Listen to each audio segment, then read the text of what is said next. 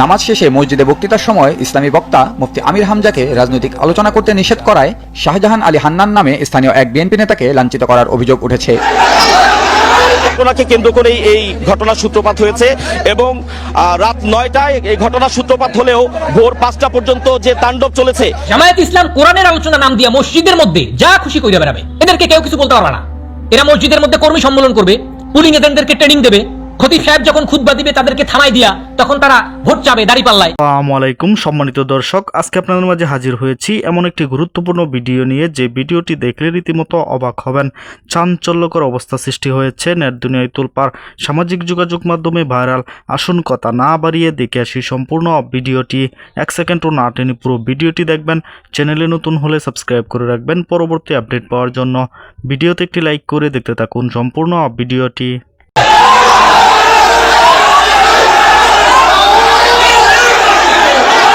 নামাজ শেষে মসজিদে বক্তৃতার সময় ইসলামী বক্তা মুফতি আমির হামজাকে রাজনৈতিক আলোচনা করতে নিষেধ করায় শাহজাহান আলী হান্নান নামে স্থানীয় এক বিএনপি নেতাকে লাঞ্ছিত করার অভিযোগ উঠেছে।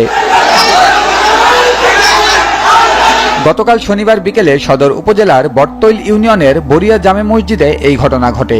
এই ঘটনার একটি ভিডিও ক্লিপ সামাজিক যোগাযোগ মাধ্যম ফেসবুকে ছড়িয়ে পড়েছে। শাহজাহান আলী হান্নান বটতৈল ইউনিয়ন বিএনপির সভাপতি, এছাড়া বরিয়া জামে মসজিদের সভাপতিও তিনি।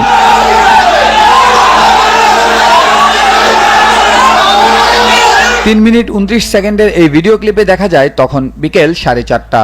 ইসলামী বক্তা মুফতি আমির হামজা বক্তৃতা দিচ্ছিলেন। হঠাৎ শাহজাহান আলী হান্নান দাঁড়িয়ে আমির হামজাকে কিছু বলার অনুমতি চান। এ সময় হান্নানকে বলতে শোনা যায়, হুজুর ধার্মিক আলোচনা যত পারেন করেন, কিন্তু রাজনৈতিক কোনো আলোচনা করবেন না। এরপরেই মসজিদে থাকা মুসল্লিরা উত্তেজিত হয়ে পড়েন। তারা হান্নানের দিকে তেড়ে যান এবং তাকে ধাক্কা দিয়ে মসজিদ থেকে বাইরে বের করে দেন। তবে স্থানীয়দের হস্তক্ষেপে পরিস্থিতি নিয়ন্ত্রণে আসে। আহত বিএনপি নেতা শাহজাহান আলী হান্নানের দাবি, নামাজ শেষে আমির হামজাকে রাজনৈতিক আলোচনা করতে না করায় লোকজন আমার দিকে তেড়ে আসেন। তবে এ ঘটনায় মুফতি আমির হামজা দুঃখ প্রকাশ করেছেন বলেও জানান হান্নান। আসলে নামাজ শেষ করে অন্য হাফেজ নামাজ পড়ানোর পরে আমির হামজাকে দেখে রাজনৈতিক আলোচনা করতে গেল বা কিছু বললো। আমি আবার নামাজ পড়তে গেছিলাম, আমি হাজি মানুষ, আমি আবার ওই বর্তমান বিএনপির সভাপতি প্লাস মসজিদের সভাপতি। আরে হুজুর, আপনি ইসলামের কোনো কথাবার্তা থাকলে বলে লোকের বুঝান, কিন্তু রাজনৈতিক কোনো আলোচনাটা করেন না। কারণ হচ্ছে কি, আমরা কাউকে এখানে রাজনৈতিক আলোচনা করতে দিইনি। এই যাবত অনেকে আসছিল, তাদেরকে আমরা বারণ করেছি। আর ওনার মানে সবর সঙ্গীরা আল্লাহু আকবার বুঝেছে আসছে না, ইলাহি কাণ্ড কারখানা পরিবেশী জাকির ভাইকে বলেছি যে ভাই এ ঘটনা। এখন পরে তারা যেহেতু বলছে যে আমাদের এটা ভুল হয়ে গেছে, আমির হামজাই বললো যে ভাই এটা আমরা ভুল হয়ে গেছে, ক্ষমার দৃষ্টি দেখবেন। প্রসঙ্গত, আগামী জাতীয় সংসদ নির্বাচনে কুষ্টিয়া 3 আসনে ইসলামী বক্তা মুফতি আমির হামজাকে সম্ভাব্য প্রার্থী ঘোষণা করেছে বাংলাদেশ জামায়াতে ইসলাম। ভেঙে যাবে, এটা নবীর ভবিষ্যৎবাণী আছে। ঘটনাকে কেন্দ্র করেই এই ঘটনার সূত্রপাত হয়েছে এবং রাত 9টায় এই ঘটনার সূত্রপাত হলেও ভোর 5টা পর্যন্ত যে তাণ্ডব চলেছে, সে তাণ্ডব চলাকালীন বিশ্ববিদ্যালয় সিটি বিশ্ববিদ্যালয়ের যে শিক্ষার্থীরা রয়েছেন এবং শিক্ষক রয়েছেন, তারা অভিযোগ করেছেন যে তারা বারবার পুলিশ প্রশাসনের কাছে এই টোটাল বিষয়টি নিয়ে তারা জানিয়েছেন যে তাদের উপরে হামলা হচ্ছে বা একটি সংঘর্ষ চলছে। আর্মিকে জানানো হয়েছে, কিন্তু তাদের অভিযোগ যে কেউই সঠিক সময়ে আসেনি। সঠিক সময় তো দূরের কথা, এই সংঘর্ষ শেষ হওয়া পর্যন্ত প্রশাসনের অর্থাৎ আইন শৃঙ্খলা রক্ষাকারী বাহিনীর কেউই আসেনি।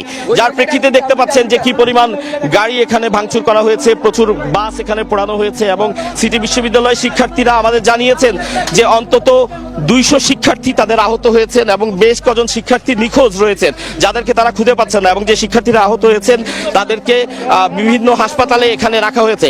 এবং একটু দূরের দৃশ্য যদি দেখানো হয়, যে এই যে যখন সংঘর্ষ হয়েছে, দেখেন এখানে দেয়াল পর্যন্ত ভাঙা হয়েছে এবং আশপাশে যেই বাসগুলো রয়েছে সেই বাসগুলোতে আগুন দেওয়া হয়েছে, সেই বাসগুলো ভাঙচুর হয়েছে। একাধিক যে মাইক্রোবাস রয়েছে সেই মাইক্রোবাসে ভাঙচুর হয়েছে। এবং আমরা প্রশাসনিক ভবনের ভেতরে গিয়েছিলাম, আমাদের সেই ফুটেজ নিশ্চয়ই আমাদের সংবাদে প্রচার হয়েছে যে ভেতরে অত্যন্ত ভয়ানকভাবে তাণ্ডব চালানো হয়েছে এবং বিশ্ববিদ্যালয় কর্তৃপক্ষ অভিযোগ জানিয়েছে যে তাদের এখান থেকে বেশ কিছু টাকা পয়সা লুট হয়েছে, তাদের ল্যাপটপ ভাঙচুর হয়েছে, অর্থাৎ সব মিলিয়ে অপূরণীয় ক্ষতি হয়েছে বিশ্ববিদ্যালয়টির। তো এক্ষেত্রে তারা একটি অভিযোগ করেছেন যে আইন শৃঙ্খলা রক্ষাকারী বাহিনীর কোনো রকম সহায়তায় তারা পাননি, এবং আমরাও যখন এখানে এসেছিলাম আমরা আইন শৃঙ্খলা রক্ষাকারী বাহিনীর কিছু সদস্যকে আমরা দেখেছিলাম রাস্তায়, কিন্তু এক পর্যায়ে তারাও এখান থেকে চলে যান। আমরা সাভার থানা পুলিশের কিছু সদস্যকে দেখেছিলাম, তারা কিছু সময় এখানে উপস্থিত ছিলেন, পরে তারা চলে যান। অর্থাৎ এই যে সংঘর্ষের ঘটনাটি ঘটলো, এই যে হামলার ঘটনাটি ঘটলো, সব মিলিয়ে যে অরাজক একটি পরিস্থিতি তৈরি হয়েছে, এটি এক পর্যায়ে নিজেদের সমঝোতার ভিত্তিতেই সমাপ্ত হয়েছে। এখানে আইন শৃঙ্খলা বাহিনীর কোনো ধরনের কোনো ভূমিকাই ছিল না, এমন অভিযোগ সিটি বিশ্ববিদ্যালয় কর্তৃপক্ষ করেছেন, এবং আমরাও তেমনটিই দেখেছি যে আসলে এখানে প্রশাসনকে তেমন কোনো ভূমিকা আমরা রাখতে দেখিনি। রাতভর আগুন জ্বালানো হয়েছে, বেশ কিছু স্থাপনায় ভাঙচুর চালানো হয়েছে।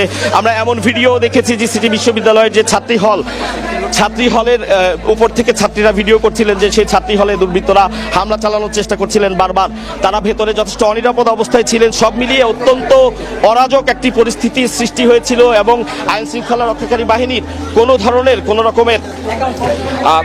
কোনো রকমের কার্যক্রমই এখানে দেখা যায়নি, যার প্রেক্ষিতে আসলে এই বিষয়টি হয়েছে। এবং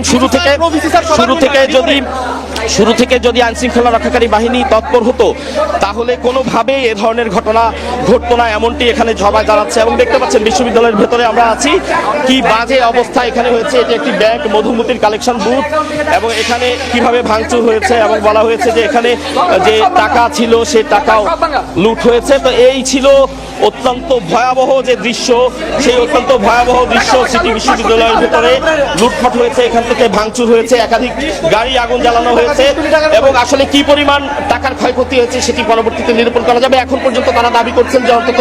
প্রিয় দর্শক, সম্পূর্ণ ভিডিওটি দেখলেন, অবশ্যই বুঝতে পেরেছেন ভিডিওটি গুরুত্বপূর্ণ ছিল।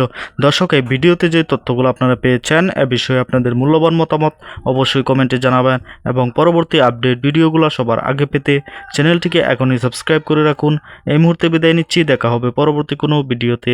সে পর্যন্ত ভালো থাকুন, সুস্থ থাকুন। আসসালামু আলাইকুম।